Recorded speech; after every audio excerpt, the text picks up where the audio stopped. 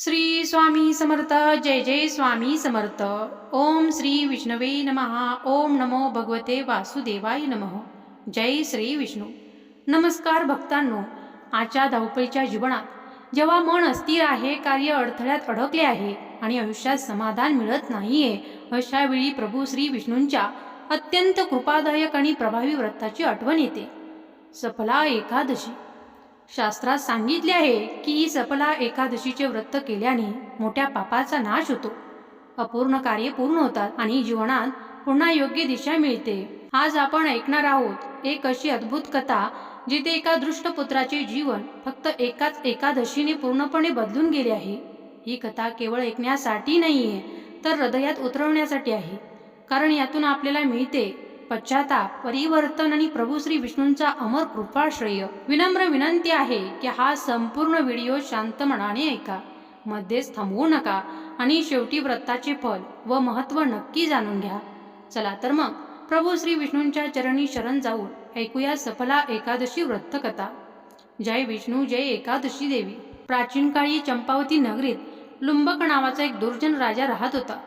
तो राजाचा मुलगा असूनही अत्यंत पापी, दृष्ट, व्यसनी व निर्दयी होता। मद्यपान, चोरी, व्याभिचार यात तो रमलेला असे। त्याच्या या वागणुकीमुळे राजा फार दुःखी झाला आणि अखेर त्याने लुंबकाला राजमहालातून हाकलून दिले। राजवाड्यातून हाकलला गेल्यावर लुंबक अरण्यात जाऊन राहू लागला। उपासमारीमुळे तो चोरी करू लागला, पण तरीही त्याचे पोट भरत नसे। एकदा अत्यंत थकलेला व भुकेलेला असताना तो दाट जंगलात एका पिंपळाच्या झाडाखाली झोपून गेला। त्या दिवशी पौष महिन्यातील सफला एकादशी होती, हे त्याला माहीतच नव्हते।